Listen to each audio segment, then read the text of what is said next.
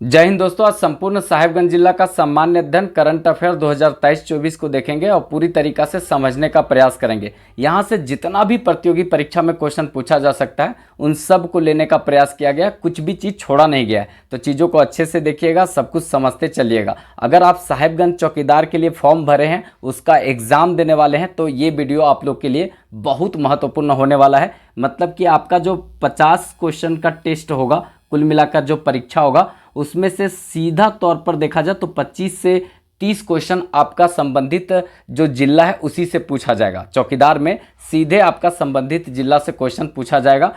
25 से 30 क्वेश्चन पूछा जाएगा। 5 क्वेश्चन जो स्थानीय भाषा आप चयन किए होंगे उससे पूछा जाएगा और 20 क्वेश्चन लगभग जो होता है वो पूरा झारखंड से पूछा जाएगा। सामान्य जानकारी होना चाहिए। खास करके आपका जो साहिबगंज है वो संथाल परगना के क्षेत्र में पड़ता है, तो संथाल परगना से अच्छा क्वेश्चन पूछा जाएगा। ठीक है, तो संथाल परगना में 6 जिले जो हैं उनको पूरी तरीका से अच्छा से पढ़ लेने की ज़रूरत है। तो पूरी तरीका से आप देख लीजिएगा अच्छे से। देखिए, सामान्य अध्ययन साहिबगंज का सबसे पहले देखेंगे, उसके बाद करंट अफेयर 2023-24 का जितना भी बनेगा वो पूरा तरीका से देखेंगे। अगर मेरा मेहनत आप लोग को लगेगा कि सही में किया हुआ है, लगेगा कि ये वीडियो आप लोग के लिए बहुत महत्वपूर्ण है, यूजफुल है, तो कुल मिलाकर आप एक लाइक ज़रूर कर दीजिएगा वीडियो को। ठीक है, और चैनल सब्सक्राइब भी कर लीजिएगा, क्योंकि आप जब साहिबगंज का एग्ज़ाम देकर आएंगे तो एनालिसिस जो है वो हम ही करेंगे। ठीक है, तो कुल मिलाकर नहीं अगर सब्सक्राइब करके रखेंगे तो चैनलवा भाग जाएगा। ठीक है, तो करेंगे क्या कि सब्सक्राइब करके रखिएगा, थोड़ा साथ दीजिएगा, क्योंकि आप ही लोग के लिए इतना मेहनत किया हुआ है। बहुत सारा ये कंटेंट है, यहाँ पे थोड़ा लंबा वीडियो होगा, बस बने रहिएगा, चीज़ों को अच्छे से देखिएगा, कुछ भी चीज़ छोड़ा नहीं गया है। ठीक है, जितना भी आपका ज़रूरत का चीज़ है जो पूछा जाएगा वो सब यहाँ पर रखने का प्रयास किया गया है। थोड़ा ज़्यादा डिटेल है इसलिए क्योंकि चौकीदार में स्थानीय स्तर से बहुत क्वेश्चन पूछा जा रहा है, तो हम कोशिश किए हैं कि कोई भी चीज़ ऐसा छोड़ा नहीं जाए जिससे कि यहाँ पर दिक्कत हो जाए। ठीक है, तो आप लोग चीज़ों को अच्छे से देखिएगा और साथ जरूर दीजिएगा, क्योंकि आप लोग जब सपोर्ट करेंगे अपने दोस्तों में शेयर कीजिएगा, एक लाइक कीजिएगा। देखिए, 1 सेकेंड लाइक करने में, 1 सेकेंड आपका सब्सक्राइब करने में लगेगा। ठीक है, और 2 सेकेंड ज़्यादा से ज़्यादा लगेगा आपको शेयर करने में। तो 5 सेकेंड का अगर आप काम करते हैं तो हम आपके लिए 5 घंटा से ज़्यादा इस वीडियो का PDF बनाने में मेहनत किए हैं। तो थोड़ा आप लोग भी साथ दीजिए और हम भी आप लोग के साथ चलेंगे। ठीक है, तो चलिए सबसे पहले हम सामान्य अध्ययन साहिबगंज जिला का देखते हैं। ठीक है, उसके बाद ये करंट अफेयर को देखेंगे। तो सबसे पहले सामान्य अध्ययन में यहाँ पर नीचे आते हैं, तो मतलब साहिबगंज जिला से संबंधित सामान्य अध्ययन। ठीक है, तो सबसे पहले यहाँ पर बात होता है कि साहिबगंज जिला को और किस नाम से जानते हैं। तो साहिबगंज जिला को हम बंगाल का प्रवेश द्वार कहते हैं। एक्चुअली में बंगाल का प्रवेश द्वार ज़्यादातर आपको मिलेगा राजमहल। ठीक है, राजमहल का क्षेत्र को कहते हैं बंगाल का प्रवेश द्वार। लेकिन एक्चुअली में जो राजमहल का ज़्यादातर हिस्सा जो है वो साहिबगंज में आता है, इसीलिए इसको भी कहा जाता है। तो याद रखिएगा, मतलब राजमहल का जो क्षेत्र है उसको बंगाल का प्रवेश द्वार कहते हैं। अगर राजमहल नहीं दिया हुआ है तो साहिबगंज को बंगाल का प्रवेश द्वार कहते हैं, क्योंकि बंगाल से बिहार लोग जाता था तो साहिबगंज वाला एरिया से होकर जाता था, इसीलिए इसको बंगाल का प्रवेश द्वार कहते हैं। क्योंकि ऊपर से जितना भी शासक आते थे तो जब बंगाल जाना होता था इधरवे से जाते थे। ठीक है, तो देखिए यहाँ पर सबसे पहले थोड़ा सा है कहाँ साहिबगंज, उसको देख लेते हैं। ठीक है, देखिए ऐसे झारखंड आप लोग भी बनाइएगा। ठीक है, ये झारखंड है और ये झारखंड। देखिए, मेरा मेन मोटो यहाँ पर कि साहिबगंज वाला जो क्षेत्र है उसको अच्छा से दिखाना। देखिए ये जो एरिया है, अब यहाँ पर देखिए ये थोड़ा सा अलग कलर में जो दिखा दिए, ये आपका है कौन सा, साहेबगंज। ठीक है, साहिबगंज, तो ये साहिबगंज है। अगर देखेंगे तो ऊपर में बिहार और नीचे जो इस साइड में पड़ता है तो वेस्ट बंगाल, दोनों से लगता है, मतलब 2 राज्यों से इसका सीमा लगता है। और इधर अगर इसके बगल में देखेंगे तो यहाँ पर देखिए हरा में दिखा देते हैं ये। ठीक है, हालांकि जंगल बढ़ाया नहीं है, ना बढ़ाया ना घटाया है। ये है आपका गोड्डा, और ये जो एरिया देख रहे हैं ना, ये नीचे वाला एरिया, ये है पाकुड़। ठीक है, तो गोड्डा और पाकुड़ राज्य का सीमा लगता है, मतलब जिलों में देखेंगे तो गोड्डा और पाकुड़ सीमा लगाता है, और राज्य में देखेंगे तो वेस्ट बंगाल और आपका बिहार का सीमा लगता है साहिबगंज से। तो ये आपका साहिबगंज हो गया। अगर पूरा संथाल परगना में देखेंगे तो जिला कितना है पूरा संथाल परगना में, तो 6 जिले हैं। अगर आप संथाल परगना का एक कम से कम दुमका बढ़िया से पढ़ लीजिएगा, वैसे पूरा संथाल परगना से पढ़िएगा तो बहुत अच्छा रहेगा, लेकिन दुमका पढ़ लीजिएगा क्योंकि आपका कमिश्नरी एरिया है, तो हम दुमका बहुत अच्छा से बताएं, उसका कमिश्नरी क्षेत्र के बारे में पूरा बताए हैं। तो दुमका 20 मिनट कम से कम शुरू का जरूर पढ़ लीजिएगा, ठीक है, क्योंकि वो आप लोग के लिए बहुत महत्वपूर्ण होगा। कोई भी जिला का चौकीदार का परीक्षा दे रहे हैं तो कमिश्नरी एरिया का जानकारी जो है हम एक ही जिला में रखे हैं जो उसका मुख्यालय है। जैसे अगर उत्तरी छोटा नागपुर का हजारीबाग में हम रख दिए, दक्षिणी छोटा नागपुर का रांची में कमिश्नरी बताए हैं, उसी तरह से अगर देखेंगे संथाल परगना में तो दुमका में बताए हैं, ठीक है, पलामू में जाएंगे तो पलामू में बताएं। तो इसी तरह से आप जो है दुमका को देख लीजिएगा अच्छे से, ठीक है। 6 जिले हैं, इसमें से देखिए एक तो दुमका हो गया, ठीक है, यहीं पर बता देते हैं। देखिए ये हो गया आपका देवघर, ठीक है, और नीचे जो है इस तरह का जो है ऐसे छोटा है, ये है जामताड़ा, ठीक है, और बीच में जो बिहार, इधर बिहार और इधर वेस्ट बंगाल दोनों से सीमा लगाता है, ये आपका है दुमका। कौन सा है? तो ये आपका जो एरिया है ये है दुमका, ये है दुमका, ठीक है। तो ये आपका कमिश्नरी एरिया है। तो 6 जिले हैं, याद रखिएगा, सबसे बड़ा दुमका ही जिला है संथाल परगना का। तो इसको ध्यान में रखिएगा, कहाँ स्थिति है, कहाँ अवस्थिति है, वो हम आपको पूरी तरीक़ा से बता दिए, ठीक है। यहाँ तक तो समझ में आ गया होगा। अब हम चलते हैं पूरा विस्तार से, ये यहाँ तक देख लिए, यहाँ तक किसी तरह का दिक्कत नहीं होना चाहिए। स्थापना कब हुआ था? तो देखिए स्थापना इसका कब हुआ है, तो 17 मई, ठीक है, 17 मई 1983 ईस्वी को, 17 मई 1983 ईस्वी को इसका स्थापना हुआ है। याद रखेंगे, इसका साहेबगंज का भी स्थापना हुआ है संथाल परगना में। इसी तरह से गोड्डा का भी हुआ है, ठीक है, और देवघर का भी हुआ है।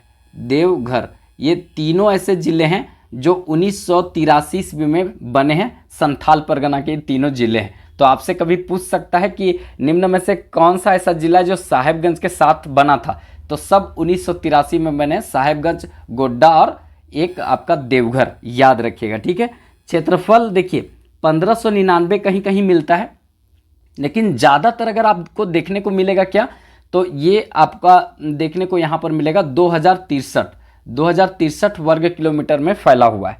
राजमहल जो क्षेत्र है ना, वो 2000 वर्ग किलोमीटर में फैला हुआ है, और राजमहल का फैलाव जो है ना साहेबगंज में है, ठीक है। यहाँ पर साहेबगंज हो गया एक जिला, साहेबगंज, दूसरा हो गया आपका गोड्डा, ठीक है, गोड्डा और पाकुड़, कुछ हद तक दुमका भी, ठीक है, यहाँ तक फैला हुआ है। कौन? ये आपका जो है राजमहल का क्षेत्र 2000 वर्ग किलोमीटर में है ये, ठीक है, राजमहल का क्षेत्र। हम आगे बहुत कुछ बताएंगे, बस आप लोग बने रहिएगा, वीडियो को लाइक जरूर कर दीजिएगा, ठीक है। आगे देखते हैं यहाँ पर सीमा भी बताएं। पाकुड़ और गोड्डा से इसका जिला में सीमा लगता है, पाकुड़ और गोड्डा से सीमा बनाता है ये। और देखेंगे यहाँ पे राज्य में देखेंगे तो बिहार और पश्चिम बंगाल से इसका सीमा लगता है, बिहार और पश्चिम बंगाल से इसका सीमा राज्य में लगता है, और जिला में पाकुड़ और गोड्डा से सीमा लगता है, याद रखेंगे। समुद्र तल से इसकी ऊंचाई कितना है? तो समुद्र तल से इसका ऊंचाई जो है 37.18 मीटर, 37.18 मीटर या तो 222 फीट इसकी ऊंचाई है। समुद्र तल से इसकी ऊंचाई मतलब देखेंगे तो 37.18 मीटर या तो 122 फीट है। अनुमंडल अगर देखा जाए तो 2 अनुमंडल हैं यहाँ पे, एक तो साहेबगंज है और राजमहल है, एक साहेबगंज और एक राजमहल, इसका 2 अनुमंडल है, याद रखेंगे, ठीक है। विधानसभा क्षेत्र का बात करें तो विधानसभा क्षेत्र यहाँ पर 3 हैं। देखिए मतलब विधानसभा क्षेत्र यहाँ 3 है, और तीनों के विधायक याद कर लीजिएगा। अभी वर्तमान में तीनों के विधायक कौन है, आप लोग कमेंट में लिख करके बताइएगा, कम से कम इतना तो कीजिए आप लोग, ठीक है। यहाँ पर देखिए एक बोरिया है, ठीक है, बरहेट है, और एक आपका राजमहल है। बरहेट से तो हमको जहाँ तक पता है जो हेमंत चचा हैं, मतलब सीएम हेमंत सोरेन जो हैं, यही यहाँ के अभी जो हैं विधायक हैं। बरहेट से कौन विधायक है?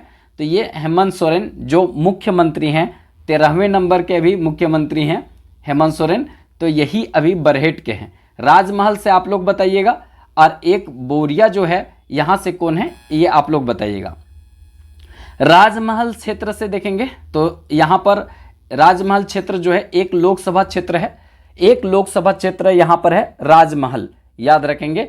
अब विजय कुमार हांसदा जो अभी चुना हुआ है वही जीते हैं यहाँ से सांसद। राजमहल क्षेत्र से विजय कुमार हांसदा, जेएमएम और कांग्रेस ये सब जो मिल करके लड़ रही थी, तो यही उम्मीदवार हैं। वैसे उम्मीदवार जेएमएम के हैं, ठीक है, जेएमएम के हैं विजय कुमार हांसदा, यही राजमहल से जीते हैं 18वीं लोकसभा चुनाव। वैसे हम करंट अफेयर में बताएंगे, इसके पहले जो है यही थे, राजमहल क्षेत्र से यही सांसद थे और अबर भी यही सांसद है, याद रखेंगे, ठीक है।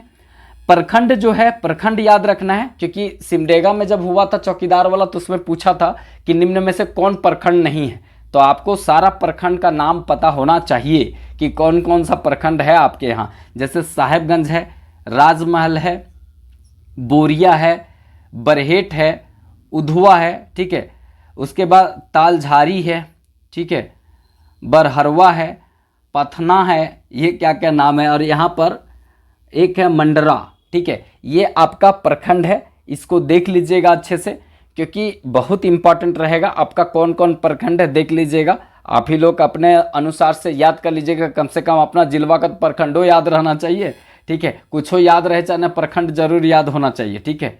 आगे देखते हैं यहाँ पे कुल जनसंख्या, मतलब ये 2011 के जनगणना के अनुसार बता रहे हैं। अभी वाला जनगणना का एबे ने किया रिपोर्ट, तो हम कैसे बता दें, आए रिपोर्ट तब ना बताएं, ठीक है। अभी रिपोर्ट नहीं आया है। 11,50,567 11,50,567 इसके पास जनसंख्या है, पूरा टोटल जनसंख्या, ठीक है। पुरुष जनसंख्या अगर देखा जाए तो पुरुष जनसंख्या कितना है, मतलब 5,89,391, ठीक है, ये पुरुष जनसंख्या है। महिला जनसंख्या जो है वो 5,61,176, ये महिला जनसंख्या 5,61,176 महिला जनसंख्या है। नगरीय आबादी देखा जाए तो नगरीय आबादी कितना है, तो यहाँ 1,59,666 1,59,666 लोग नगर में रहते हैं। और देखा जाए तो नगरीय आबादी का कितना प्रतिशत है, तो 13.88%, 13.88% लोग नगर में यहाँ रहता है, याद रखेंगे। ग्रामीण आबादी देखा जाए तो ग्रामीण आबादी यहाँ पर कितना है, 9,90,901, 9,90,901 है ग्रामीण आबादी है। और ग्रामीण आबादी का अगर प्रतिशत देखा जाए तो 86.12% इसका ग्रामीण आबादी, मतलब ग्रामीण आबादी काफ़ी है यहाँ पर, ठीक है। ये सब याद रखने का, कुछ भी चीज़ भूलने का नहीं, भूलेंगे मतलब सब गड़बड़ा जाएगा, ठीक है। आगे हम यहाँ पर देखते हैं अनुसूचित जनजाति। अनुसूचित जनजाति मतलब जानते हैं, शेड्यूल्ड ट्राइब्स। शेड्यूल्ड ट्राइब्स की संख्या कितना है, 3,08,343, 3,08,343 यहाँ पर क्या है, ये अनुसूचित जनजाति हैं। मतलब सबसे ज़्यादा जनजातियों वाला जो परमंडल भी यही है, संथाल परगना, तो जनजाति तो हो गए यहाँ पर, ठीक है। तो याद रखेंगे शेड्यूल्ड ट्राइब्स की संख्या सबसे ज़्यादा यहाँ है। अगर कुल जनसंख्या में इसका अनुपात देखा जाए कि इसका कुल कितना जनसंख्या में हिस्सा बनता है, तो हिस्सा इसका याद रखिएगा 26.8%, 26.8% इसकी कुल आबादी है। मतलब यहाँ जितना आबादी है उसमें 26.8% अनुसूचित जनजातियों की आबादी है, ठीक है। कुल जनसंख्या में अनुसूचित जाति मतलब कि एससी का आबादी कितना है, कितना संख्या है, मात्र 72,341, 72,341 यहाँ पर अनुसूचित जाति हैं। अगर कुल जनसंख्या में इसका अनुपात देखा जाए, मतलब हिस्सा कितना है, तो याद रखेंगे 6.29%, 6.29% इतना आबादी में हिस्सा है कुल जनसंख्या में। दशकीय जनसंख्या वृद्धि दर मतलब 2001 से 2011 तक दशकीय जनसंख्या 10 साल हुआ, तो 10 साल में जनसंख्या कितना यहाँ बढ़ा, तो आपको पता होगा 24.01%। आप 24% याद रख सकते हैं कि इसका जनसंख्या बढ़ा है। सबसे ज़्यादा आप झारखंड में कोडरमा बढ़ाया है, जनसंख्या 43% तक लगभग बढ़ा दिया है। और सबसे कम कौन बढ़ाया है, धनबाद सबसे कम बढ़ाया है, वो 11.99% बढ़ाया है। और ये देखिए 24% बढ़ाया है दशकीय जनसंख्या वृद्धि दर। आगे देखते हैं, यहाँ पर इंपॉर्टेंट रहेगा, ये इंपॉर्टेंट है यहाँ पर जनसंख्या घनत्व जो है, जनसंख्या घनत्व अगर देखा जाए तो 558 व्यक्ति प्रति वर्ग किलोमीटर में रहते हैं। 1 वर्ग किलोमीटर ऐसे और 1 वर्ग किलोमीटर ऐसे, इतना के बीच में 558 व्यक्ति यहाँ पर रहते हैं, याद रखना है। अगर देखा जाए यहाँ पर लिंगानुपात का बात करें तो 952 मतलब 1000 लड़कों पर लड़कियों की संख्या या 1000 पुरुषों पर महिलाओं की संख्या 952 है। और ज़रूरी है बढ़ाने का, दहेज वहेज नहीं लेना है और जनसंख्या बढ़ाना है महिलाओं का, नहीं तो पता चलेगा कि 48 गो के ब्याहे नहीं होगा साहेबगंज वालों को। ठीक है, तो थोड़ा सोचिए, अगर कहीं विलुप्त हो गई लड़कियां तो फिर लड़के लोग कहाँ जाइएगा, फिर लड़की लोग मिलबे नहीं करेगी। ठीक है, तो विलुप्त प्राय होने से लड़कियों को बचाना है। ठीक है, विलुप्त प्राय होने से लड़कियों को बचाना है। ठीक है, चलिए बाल लिंगानुपात अगर बात करें, बाल लिंगानुपात कितना है तो 960 है। मतलब 1000 लड़के जो बच्चे हैं उसमें से लड़की बच्चियों की संख्या 960 है, याद रखेंगे। ठीक है, साक्षरता दर कितना है साहेबगंज का साक्षरता दर, तो ये 52.04%, आप 52% याद कर सकते हैं। 52% इसका साक्षरता दर है। सबसे कम साक्षरता दर में दूसरा स्थान है, पहला स्थान पर पाकुड़। ठीक है, पाकुड़ इसी का पड़ोसी है, ये पहला स्थान पर है। इसी का पड़ोसी है कौन, मतलब साहेबगंज। ठीक है, तो यहाँ कम पड़ता है, मतलब होता है ना कि एक जैसा पड़ोसी जैसा है वैसा ही रहेंगे। ठीक है, तो वही है, पाकुड़ जो है 1 नंबर में सबसे कम साक्षरता दर है, दूसरा नंबर में आपका जो है साहेबगंज, और साहेबगंज का फिर पड़ोसी है गोड्डा, वो तीसरे नंबर पर सबसे कम साक्षरता दर वाला जिला है। तो इस तरह से याद रखिएगा। ठीक है, देखिए पुरुष साक्षरता दर का बात करें, पुरुष साक्षरता दर का बात करें तो कितना है तो 60.34%, 60.34% पुरुष साक्षरता दर है। महिला साक्षरता दर का बात करें तो महिला साक्षरता दर कितना है तो 43.31%, 43.31% महिला साक्षरता दर है। वाहन निबंधन संख्या कितना है JH18, वाहन निबंधन संख्या मतलब होता है कि आप जो गाड़ी लिए हैं उसका नंबर रहता है पीछे में, JH का मतलब डिनोट करता है, दिखाता है राज्य को, ये राज्य को दिखाता है, और 18 कोड होता है किसका, जिला का। तो ये 18 कोड लिखा हुआ है गाड़ी में, समझ लीजिए ये गोड्डा का है, कहाँ का है, साहेबगंज का है। ठीक है, और अगर इसी तरह से JH1 लिखा रहेगा तो समझिए रांची का है, JH2 लिखा हुआ है तो मतलब हजारीबाग का है, JH अगर 10 लिखा हुआ है तो धनबाद का है, JH13 लिखा हुआ है तो चतरा का है, JH19 लिखा हुआ है तो आपका लातेहार का है। तो इस तरह से कोड होता है, जिला का ये कोड होता है। JH डिनोट करता है राज्य को, और 18, 19, 1, 2, 4 जो लिखा हुआ है वो जिला को डिनोट करता है। तो आपसे ये भी क्वेश्चन पूछा जा सकता है। पुलिस वन इसी से पकड़ता है किसी का नंबर, याद रखिएगा। ठीक है, वो सब देखेगा JH18 कहाँ पर है, साहेबगंज में, इतने याद रखेगा। JH2 वाले ने अगर चल गया तो कहेगा अरे हजारीबाग वाला लोग कितना दूर आ गया, साहेबगंज लपेट। तो उसके बाद बोलेगा दिखाओ आधार कार्ड, तो आधार कार्ड है सो दिखाएगा, बोलेगा अब डिलीवरी लाइसेंस दिखाओ, तो वो दिखा दिया, बोलेगा अरे अब कैसे ले, बोलेगा लाइसेंस दिखाओ, तो लाइसेंस भी दिखा दिया। फिर उसके बाद और कुछ, बेल्ट नहीं लगाया है, जूता में पॉलिश नहीं है, ठीक है, गड़िया धोवल नहीं है, फिर ला फाइन 500-1000 रुपया 1200 रुपया, ऐसे होता है। वैसे ऐसा नहीं होता है, लेकिन कुल मिला के ऐसे बोले। ठीक है, याद रखिएगा। तो ये समझ में आ गया। आगे देखेंगे प्रमुख नदी में, ये गंगा नदी, मतलब गंगा नदी जो है 5 राज्यों से होकर के गुजरती है। उसमें से सबसे ज़्यादा गंगा नदी उत्तर प्रदेश में गुजरती है सबसे ज़्यादा, और सबसे कम जो है झारखंड में। झारखंड में सबसे कम गंगा नदी का प्रवाह क्षेत्र है, कहीं कहीं 3 किलोमीटर और कहीं कहीं जो है लिखा रहता है 80 किलोमीटर गंगा नदी साहेबगंज से होकर गुजरती है। आप ही लोग बताइएगा जो यहाँ रहते हैं कि किलोमीटर जाती है। एक बार गाड़ी लीजिए और किन्नरवा में गाड़ियाँ चलाइए, देखिए कितना किलोमीटर हुआ। ठीक है, गुमानी नदी साहेबगंज से निकलती है। साहेब लोग जो होता है ना बड़ी गुमान करता है, गुमानी नदी साहेबगंज से निकलती है, गुमानी नदी साहेबगंज से। बासलोई नदी बास पहाड़ी गोड्डा से निकलती है लेकिन साहेबगंज में भी घुसती है। बास पहाड़ी गोड्डा से निकलती है लेकिन साहेबगंज में घुसती है, याद रखिएगा। ठीक है, पर्यटन स्थल, देखने योग्य स्थल देख लेते हैं। यहां से भी इंपॉर्टेंट क्वेश्चन पूछा जाता है। पर्यटन स्थल, देखने योग्य स्थल में सबसे पहले तेलियागढ़ का किला, तेलियागढ़ का किला यहाँ देखने लायक है। साहेबगंज में तेलियागढ़ का किला, इसको भी बंगाल का प्रवेश द्वार कहा जाता है। राजमहल को भी बंगाल का प्रवेश द्वार कहा जाता है, तेलियागढ़ को भी बंगाल का प्रवेश द्वार कहा जाता है, साहेबगंज को भी बंगाल का प्रवेश द्वार कहा जाता है। ठीक है, याद रखना है। भोगनाडीह, भोगनाडीह के बारे में बताएंगे कि जब यहाँ पर एक विद्रोह हुआ था, आप लोग संथाल विद्रोह बहुत अच्छे से पढ़ लीजिएगा, क्योंकि संथाल विद्रोह जो है ना वो आप लोग के लिए बहुत इंपॉर्टेंट होने वाला है।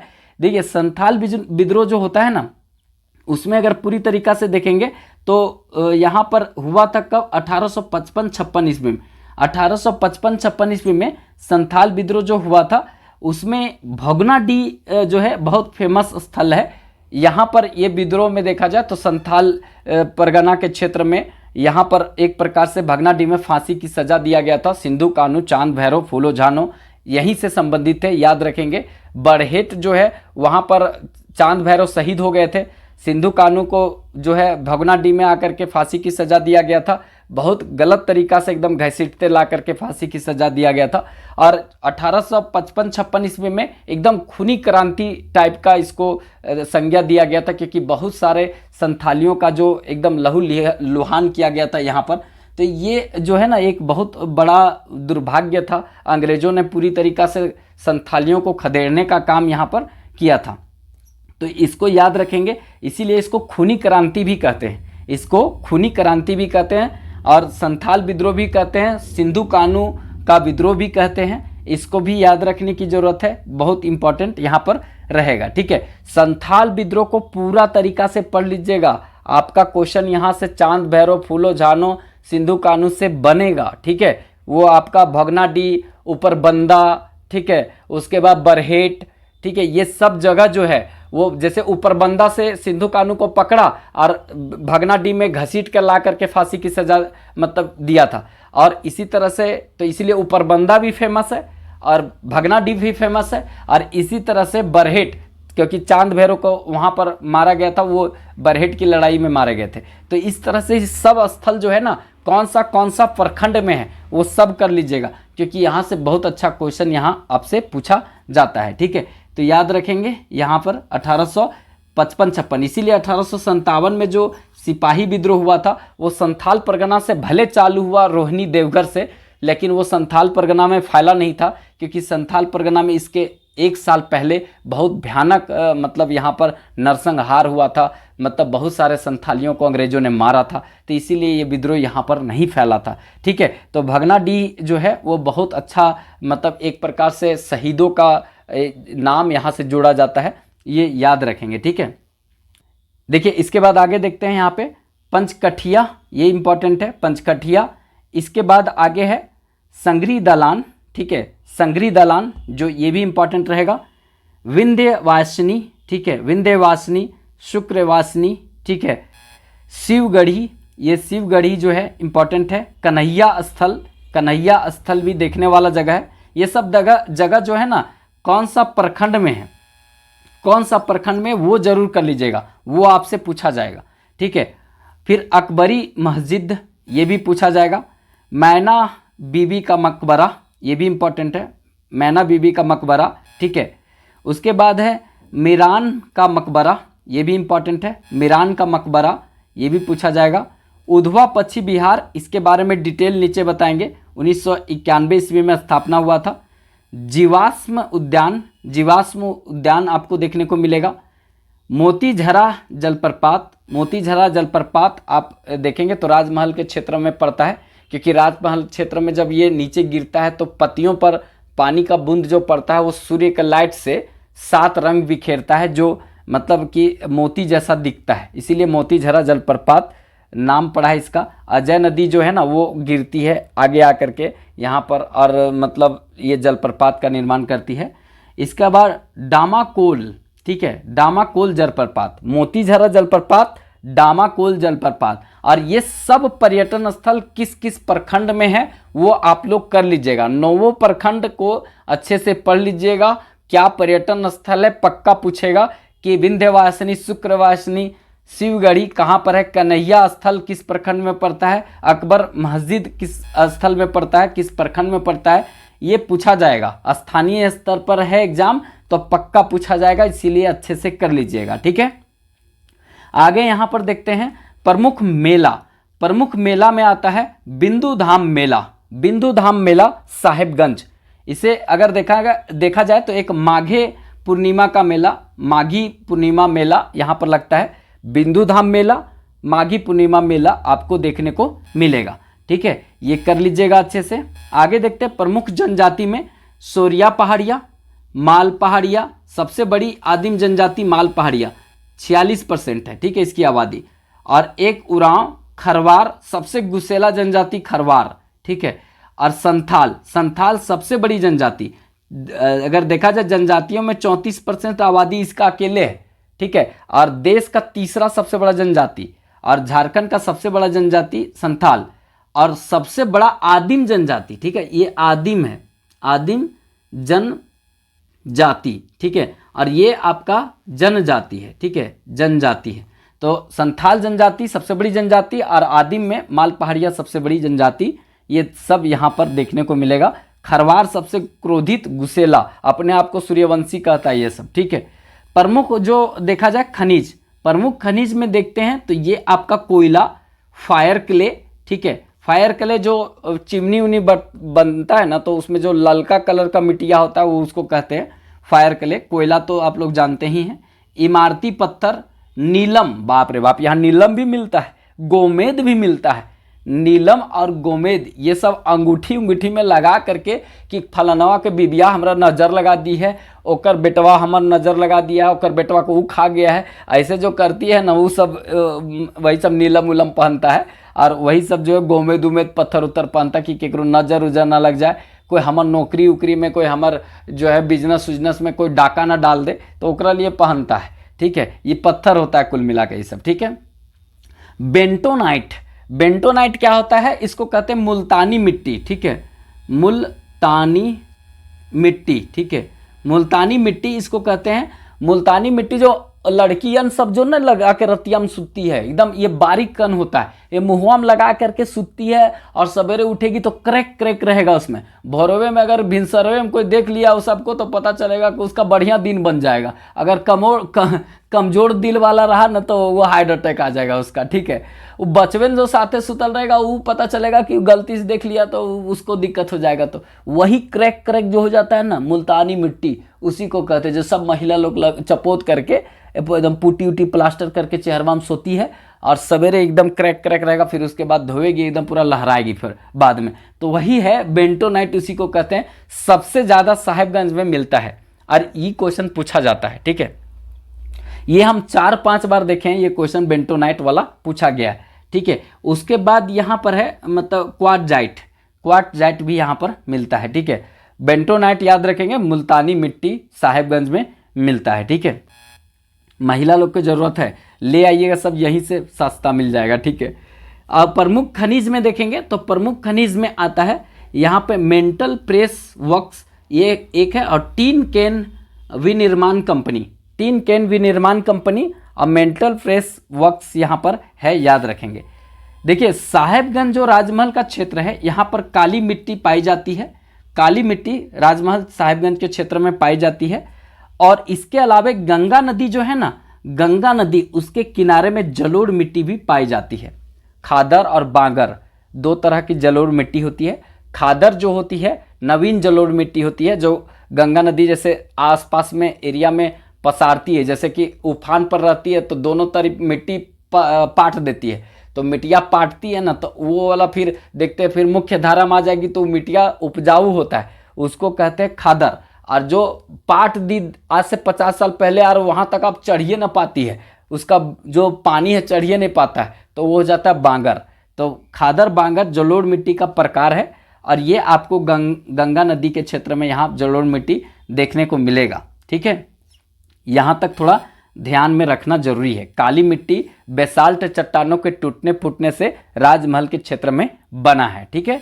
आगे यहाँ पर आते हैं, साहेबगंज जो है एकमात्र झारखंड का जिला है जिसमें हो करके गंगा नदी गुजरती है। हम आपको बताएं, गंगा नदी उत्तराखंड में सबसे पहले बहती है, फिर उत्तर प्रदेश में, फिर बिहार में, फिर उसके बाद थोड़ा सा यहाँ झारखंड में, और उसके बाद पश्चिम बंगाल में प्रवेश करती है, वेस्ट बंगाल में प्रवेश करती है। उत्तराखंड में सबसे पहले गंगा नदी भागीरथी और अलकनंदा नदी देवप्रयाग में मिलती है, उसको गंगा कहते हैं। अब वही नदी आगे उत्तर प्रदेश में सबसे ज़्यादा बहती है, ठीक है। उत्तर प्रदेश में लंबाई सबसे ज़्यादा है और गंगा नदी पर बसा सबसे बड़ा शहर कानपुर है, ठीक है। अब गंगा नदी उत्तर प्रदेश में सबसे लंबा प्रवाहित होती है और उसके बाद जो है वो झारखंड में सबसे कम प्रवाहित होती है।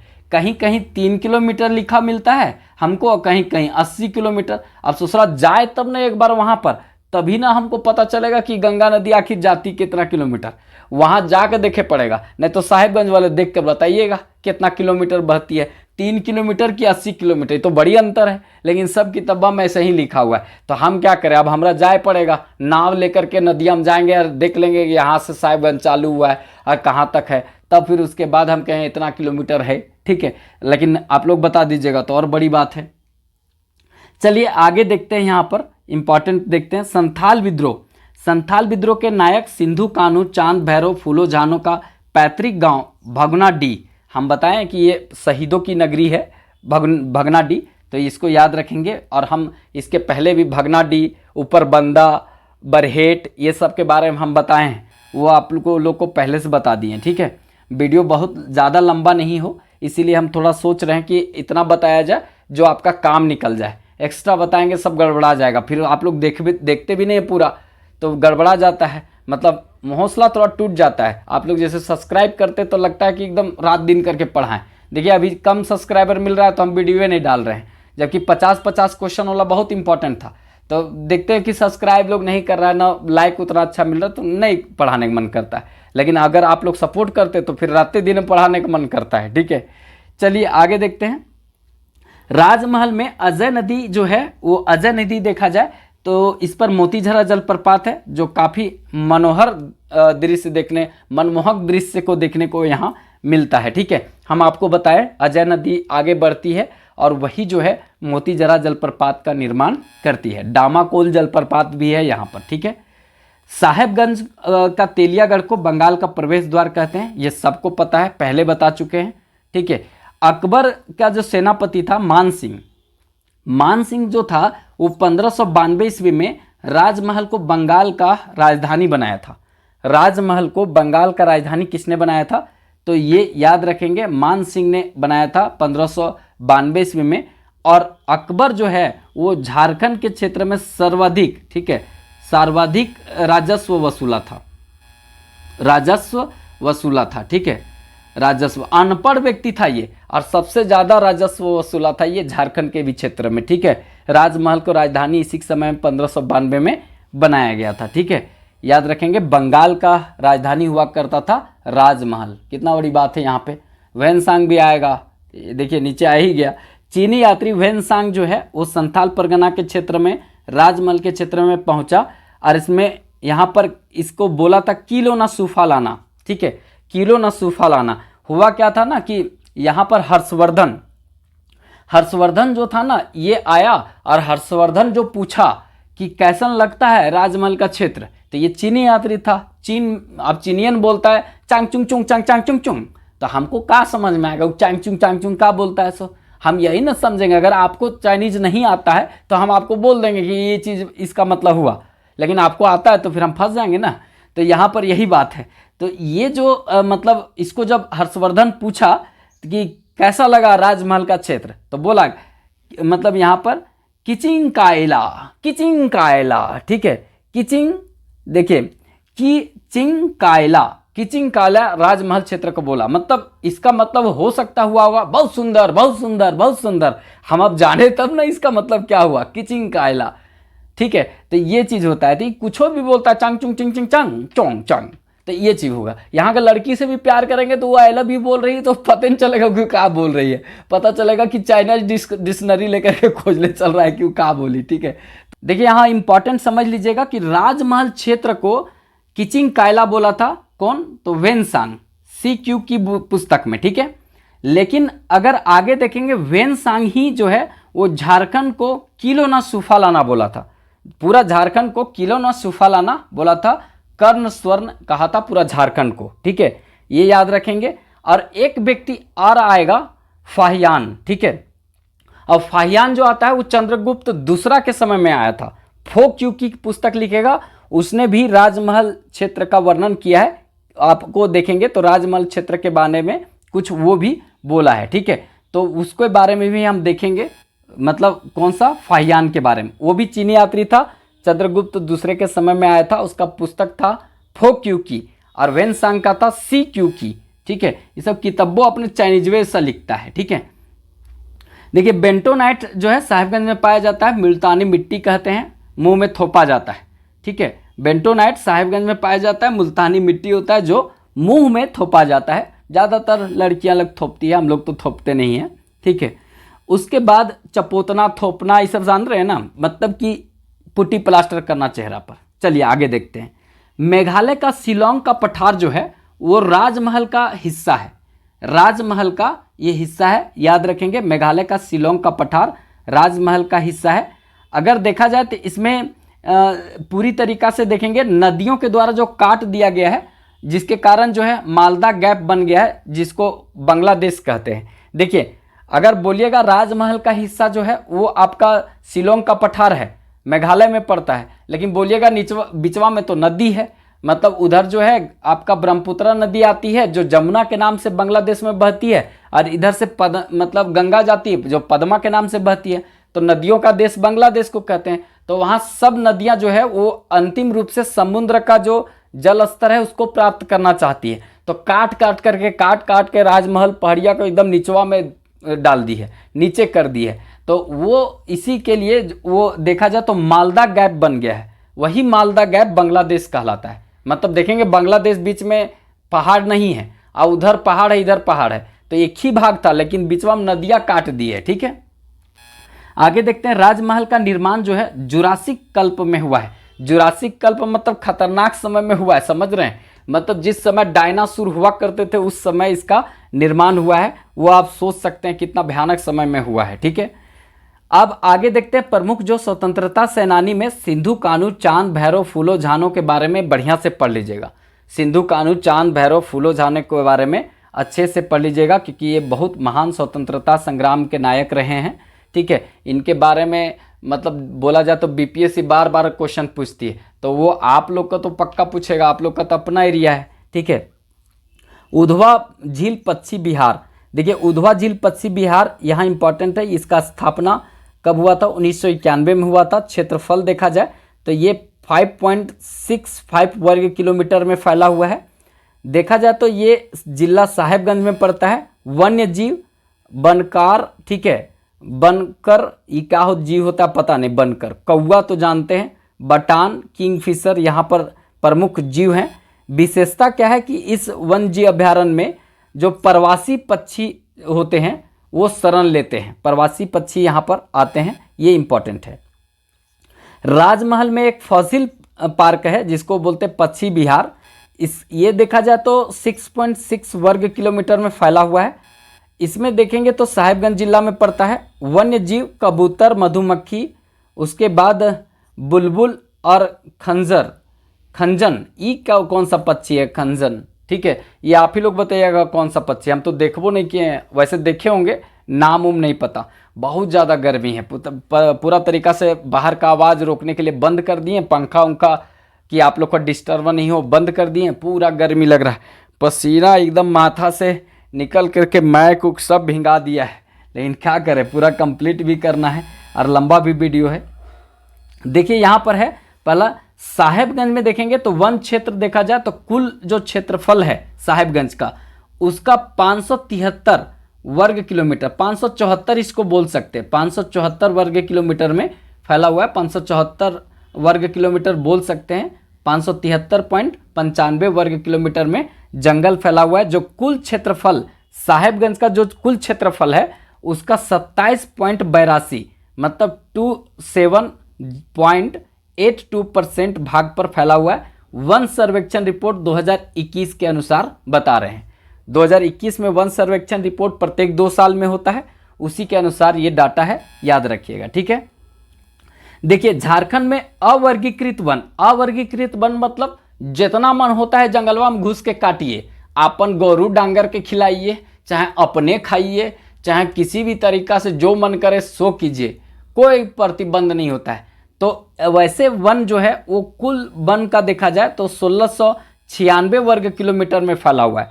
अवर्गीकृत वन झारखंड में 2000 अगर देखा जाए नया डाटा के अनुसार भी, तो ये 1696 वर्ग किलोमीटर में अवर्गीकृत वन है। मतलब जंगल का पेड़ जाके काट लीजिए, अपना जलावन के लिए काटिए, गोरू डांगर के लिए काटिए, जैसे काटने का मन करे काट लीजिए, कोई दिक्कत नहीं है। तो इतना फैला हुआ है। तो इसमें देखा जाए तो कुल वन क्षेत्र का 6.75% है, 6.75% है, याद रखेंगे। ये इंपॉर्टेंट यहाँ पर होता है। अगर नोट्स में देखा जाए क्यों ये बात यहाँ पर बताएं, पूरा झारखंड का है यहाँ क्यों बताएं, इसलिए क्योंकि अवर्गीकृत वन जो है उस सबसे ज़्यादा साहेबगंज में, सबसे ज़्यादा अवर्गीकृत वन साहेबगंज में है। और टोटल झारखंड में 1696 वर्ग किलोमीटर में है, 6.75 वर्ग किलोमीटर में फैला हुआ है। तो इसको थोड़ा सा ध्यान में रखिएगा, अच्छा क्वेश्चन पूछा जा सकता है।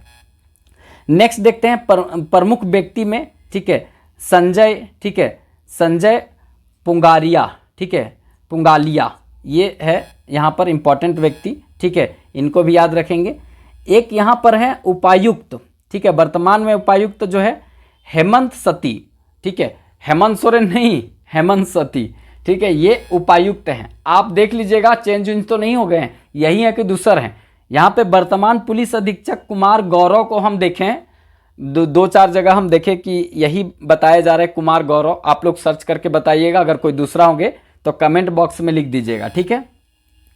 कुल ग्राम पंचायत कितना है? कुल ग्राम पंचायत जो है यहाँ पर साहेबगंज में कितना है? 166 कुल ग्राम पंचायत है।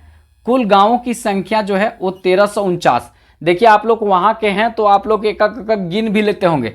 हम डाटा जो उपलब्ध होता है ऑथेंटिक डाटा, चाहे विकिपीडिया में हो चाहे कुछ ऑथेंटिक बुक में हो, तो उसी के आधार को मान करके 2011 का सेंसस के अकॉर्डिंग हो, ये हम डाटा इसी सब से कलेक्ट करते हैं। तो आप लोग कुछ लोग बोलते सर ये वाला ऐसे बता दिए वैसे, अरे भाई अपने से सर्च कर लीजिए, या तो फिर आप ही लोग हमको बता दीजिएगा कमेंट बॉक्स में कि क्या है। जो डाटा हमको मिलेगा वही हम बताएंगे, ठीक है। कुल गांव कितना है? 1349 गांव है। देखिए कुल थाना जो है वो यहाँ पर लगा दिए क्वेश्चन मार्क्स। आप लोग बताइएगा कि साहेबगंज में थानों की कुल संख्या कितना है, क्योंकि आप चौकीदार बनेंगे तो थाना पता होना चाहिए, नहीं तो पता चलेगा किसान है और हल्ले बैल के बारे में ना पता है, तो यही गड़बड़ हो जाएगा। तो उसी तरह से आपको जो है ना थाना उना के बारे में जानकारी होना चाहिए, तो ये याद रखिएगा। देखिए ये आप लोग के लिए हालांकि नहीं है, ऑफलाइन जो क्लास है वो हजारीबाग में है, ये आप लोग के लिए नहीं है, कहा बताएं इसमें ज़्यादा, ठीक है। इसमें आप लोग को कुछ बताने वाला चीज़ नहीं, बस आप लोग सपोर्ट कीजिए, साथ दीजिए चैनल को, ठीक है।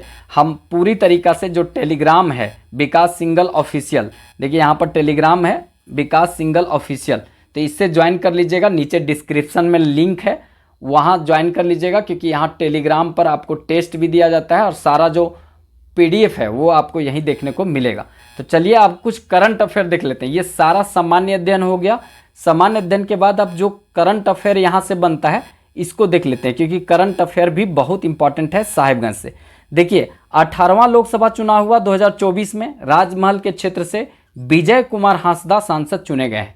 विजय कुमार हांसदा पहले भी सांसद थे राजमहल क्षेत्र से, अभी भी सांसद यही चुने गए हैं। देखिए गंगा महोत्सव का आयोजन जो है वो साहिबगंज में किया गया। गंगा महोत्सव का आयोजन साहिबगंज में किया गया है और दूसरा जगह किया भी नहीं जा सकता है, क्योंकि झारखंड का एकमात्र जिला है जहां से गंगा नदी होकर के गुजरती है, तो वही ना महोत्सव मनाया जाएगा, ठीक है। गंगा को ये सब साफ नहीं रखता है, तो भारत सरकार का जो जल मंत्रालय है उसने झारखंड सरकार पर 25 लाख रुपया का जुर्माना लगा दिया था। गंगा नदी तनिए सुन झारखंड में जाती है, उतना साफ नहीं किया था। तो मतलब जो पूरा तरीका से यहाँ पर नमानी गंगे और कोई प्रोजेक्ट है उसके तहत गंगा को साफ करने का होता है, नहीं किया था, तो 25 लाख का जुर्माना लगा दिया गया था, ठीक है, यहाँ झारखंड सरकार पर। देखिए आगे देखते हैं। देश का दूसरा मल्टी मॉडल टर्मिनल साहेबगंज में गंगा नदी पर बनाया गया है और पहला मल्टी मॉडल टर्मिनल जो है वाराणसी में बनाया गया। देखिए गंगा नदी जो है ना इधर बंगाल की खाड़ी से ऐसे घुसने का माध्यम है। सब जहाज जो है बंगाल की खाड़ी में घुसती है, उसके बाद गंगा नदी के थ्रू ये पूरा आगे जो है बनारस से आर पार कर जाती है। तो इससे क्या होता है ना कि जहाजियन को बिचवा में किसी तरह का स्टॉपेज की जरूरत होता है तो उसको मल्टी मॉडल टर्मिनल पर रोका जाता है। तो साहेबगंज जो जिला है ना, यहाँ पर इसको जहाज को रोकने के लिए मल्टी मॉडल टर्मिनल बनाया गया है। यहाँ पर जैसे नट पैंच कुछ ढीला हो गया, कुछ उसको मरम्मत करना है तो यहीं पर करेगा, और कुछ माल को अपलोड अनलोड करना है तो सब यहीं पर होगा। इससे क्या होता है ना, जहाँ मल्टी मॉडल टर्मिनल बनता है वहाँ के लोगों को रोजगार भी अच्छा खासा मिल जाता है। तो यहाँ पर जो है साहेबगंज के क्षेत्र में अच्छा खासा लोगों को रोजगार दिया है। ठीक है, तो इसको याद रखिएगा, अच्छा क्वेश्चन यहाँ पर पूछा जा सकता है। और देश का पहला मल्टी मॉडल टर्मिनल वाराणसी में और दूसरा बना है साहेबगंज में, तो रोजगार यहाँ बढ़ जाएगा। आगे देखते हैं टेराकोटा पेंटिंग। ठीक है, टेराकोटा एक प्रकार से मिट्टी को, जो मिट्टी से किया जाता है टेराकोटा पेंटिंग। ठीक है, और मिट्टी से ये किया जाता है। वो आर्टिस्ट हैं श्याम विश्वकर्मा। ठीक है, ये आर्टिस्ट हैं, काफ़ी प्रचलित हैं और ये साहेबगंज से आते हैं। ठीक है, इन्होंने क्या किया है कि विधानसभा जो भवन, अभी विधानसभा भवन नया बना है झारखंड में, मतलब कितना 162 सीटेड है, मतलब 81 का सीधे बढ़ा दिया है 162। विधायक लोग अपन वैकेंसी डबल करने वाला है। ठीक है, याद रखिएगा, क्योंकि सीटवा बना दिया, इसका मतलब मांग भी रखेगा 162 सीट होना चाहिए झारखंड विधानसभा में। ये 81 से बढ़ाएगा पूरा। ठीक है, अपना सीट बढ़ा देगा एकदम पूरा तरीका से। आगे देखते हैं प्रोजेक्ट भवन। प्रोजेक्ट भवन की जो मूर्ति है यही बनाए हैं विश्वकर्मा जी। ठीक है, और उच्च न्यायालय जो झारखंड का सबसे बड़ा उच्च न्यायालय है, सबसे बड़ा झारखंड का पूरा भारत का सबसे बड़ा उच्च न्यायालय, सुप्रीम कोर्ट से भी 2.5 गुना बड़ा है, वो उच्च न्यायालय में मूर्ति जो है वो, और उसके बाद दिल्ली में झारखंड भवन का जो निर्माण किया गया है उसमें जो अलग पहचान देने का काम किए हैं वो यही किए हैं। देश विदेश में भी इनका जो है कलाकारी का काफ़ी मतलब देखा जाए तो पहचान देखने को मिलता है। काफ़ी जो है ये प्रसिद्ध व्यक्ति हैं, याद रखेंगे। टेराकोटा पेंटिंग आर्टिस्ट हैं श्याम विश्वकर्मा। ठीक है, ये याद रखेंगे, साहेबगंज जिला से संबंधित हैं। नेक्स्ट यहाँ पर है एमबी विलास। ठीक है, एमबी विलास जो है वो एक क्रूज था, जो विलास जो है वो झारखंड के क्षेत्र से होकर के गुजरेगा। ये वाराणसी से बांग्लादेश की यात्रा पर जाएगा, डिब्रूगढ़ तक पहुंचेगा, और दुनिया का सबसे लंबा जो है रिवर ब्रिज है ये। ठीक है, मतलब नदी क्रूज है, ब्रिज नहीं, नदी क्रूज है, रिवर क्रूज है एमबी विलास। ठीक है, ये लगभग जो है वो नदिया में, पनिया में, जैसे बहुत लोग वाराणसी से घूमना चालू करेगा, ओकरा में भर के बैठेगा और नदिया से होके चलेगा डिब्रूगढ़ असम तक जाएगा, और उसके बाद जो है ना पूरा तरीका से मतलब देखा जाए तो 3200 किलोमीटर की लंबी यात्रा करेगा, 50 दिन में ये पूरा करेगा। ठीक है, और देखा जाए तो भारत के 5 राज्यों से होकर के गुजरेगा। ठीक है, 5 राज्य, गंगा नदी 5 राज्य में देखा जाता है तो गंगा नदी जो है वो 5 राज्यों में फैली हुई है, अभी हम बताए थे। तो 5 राज्य से होकर के गुजरेगा, उसमें झारखंड का भी नाम आता है, उत्तर प्रदेश।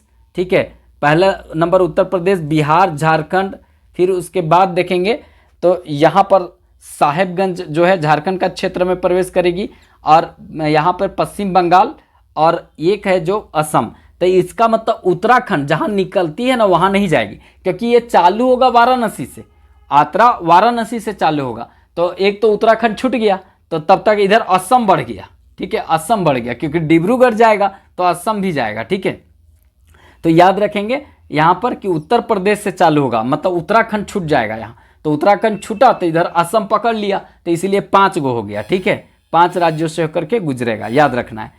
राज्य में महिला और पुरुष का जो कुश्ती चैंपियनशिप जो हुआ उसमें देखा जाए तो साहेबगंज का ओवरऑल यहाँ पर देखा जाए तो चैंपियन रहा है। और याद रखेंगे गोड्डा में आयोजित हुआ था, गोड्डा में आयोजित हुआ था, मतलब पुरुष और महिला कुश्ती चैंपियनशिप, उसमें साहेबगंज जो है ओवरऑल चैंपियन रहा है। बगले में पड़ोसी में हुआ था तो पड़ोसी के पूरा देखा जाए पड़ोसी में अपना अस्तित्व बना लिया, कौन? साहेबगंज। देखिए वाटर बोट, ठीक है, वाटर बोट एम्बुलेंस का प्रारंभ जो है उस साहेबगंज से हुआ है। वाटर बोट जो है उसका मतलब झारखंड में ना आपका एयर एम्बुलेंस में मिलेगा। कैंसर उन्सर हो गया, बड़ा बीमारी हो गया तो एयर एम्बुलेंस से जाइए, ठीक है। और अगर आपका जो नॉर्मल बीमारी है तो उसके लिए ज़मीन पर चलने वाला 108 डायल कीजिए, ये बहुत अच्छा पहल है। 108 डायल कीजिए, 45 मिनट में गांव और 25 मिनट 30 मिनट में शहर में पहुंच जाती है गाड़ियाँ। मतलब 108 डायल कीजिएगा तो, ठीक है। तो ये जैसे पेट दर्द हो गया, माथा दर्द हो गया, खोपड़ी फूट गया, तो उसके लिए जो 108 डालना है वो ज़मीन पर चलने वाला होगा। ऐसा नहीं कि बीबी डांट दी तो थोड़ा सा माथा गर्म हो गया तो तुरंत एयर एम्बुलेंस बुला लिए, जाना है कांची ट्रांसप्लांट करना तो खोपड़ी ट्रांसप्लांट नहीं होता है, ठीक है, याद रखिएगा। तो वो चीज़ होता है, थोड़ा सा मतलब कुछ भी हाथ पैर टूट फूट गया, मचक गया तो तुरंत एयर एम्बुलेंस बुला लिए, नहीं। वो जब किडनी हार्ट अटैक, किडनी इस तरह का प्रॉब्लम होता है, बड़ा ट्रांसप्लांट की ज़रूरत पड़ता है, तो वो मिलता है एयर एम्बुलेंस। और एक होता है जल वाला, तो जल वाला झारखंड में साहिबगंज में चलेगा, ये नहीं थोड़ी चलेगा उत्तरी कोयल नदिया में और दक्षिणी कोयल नदिया में और स्वर्ण रेखा में। एकरा में एयर मतलब आपका जल एम्बुलेंस चलाएंगे तो थोड़ी देर के बाद जलप्रपात में उतर जाएगा, ठीक है। पता चलेगा पेशेंट तो जो था ना वो पूरा परिवार पेशेंट हो गया वहाँ पे, ठीक है। तो दिक्कत है, तो एयर एम्बुलेंस साहिबगंज में चलेगा, इधर थोड़ी चलेगा कहीं। आगे देखते हैं यहाँ पे साहिबगंज में जो है फॉसिल पार्क का जो है यहाँ पे फॉसिल पार्क का चयन जो है विरासत स्थल के रूप में किया गया। इंपॉर्टेंट है, झारखंड का जो देखेंगे साहिबगंज में जो फॉसिल पार्क है, पक्षी जो उद्यान है यहाँ पर, उसको जो है विरासत स्थल के रूप में चयन किया गया है, याद रखेंगे। 2017 ईस्वी में यहाँ देखेंगे तो 2017 ईस्वी में यहाँ पर कुल मतलब 2266 करोड़, ठीक है, 2266 करोड़ होता है। इतने के लागत से गंगा नदी पर एक है मनिहारी पुल का निर्माण किया गया है। मतलब आपसे क्वेश्चन पूछेगा मनिहारी पुल का निर्माण कहाँ किया गया, तो साहिबगंज में किया गया। आप लोग बताइएगा मनिहारी पुल जो है वो किसको जोड़ेगी, ठीक है, किसको मनिहारी पुल जोड़ेगी, आप लोग बताइएगा, ठीक है। नेक्स्ट देखेंगे और कौन सा जिला में पड़ता है वो भी बताइएगा। मतलब वैसे जिला तो साहिबगंज है, आप लोग बताइएगा कौन सा प्रखंड में है, ठीक है। वन डिस्ट्रिक्ट वन प्रोडक्ट के अंतर्गत साहिबगंज का जूट उत्पादन को शामिल किया गया है। मतलब एक जिला में एक उत्पाद को अलग और विशेष पहचान बनाने की बात चल रही है, यहाँ पर की गई है। तो उसमें हर जिला का एक उत्पाद को अलग पहचान दिया जाएगा, उसमें साहिबगंज का जूट का पहचान अलग से दिया जाएगा, एक अलग इसका इंपॉर्टेंट होगा, याद रखिएगा, ठीक है। तो इस तरह से जितना भी इंपॉर्टेंट करंट अफेयर हो सकता था वो सब हम बताने का प्रयास किए। ये अगर आपको वीडियो लगा होगा, आप लोग के लिए महत्वपूर्ण होगा, लगा होगा कि कंटेंट में मेहनत किया गया है हमारे द्वारा, ठीक है, तो एक लाइक जरूर कर दीजिएगा। चैनल सब्सक्राइब नहीं किए होंगे तो सब्सक्राइब वाला बटन एक बार केवल दबा देना है, और हो सके तो अपने दोस्तों में जरूर शेयर कीजिएगा, ठीक है। तो चलिए फिर मिलेंगे नेक्स्ट वीडियो में, तब तक के लिए जय हिंद।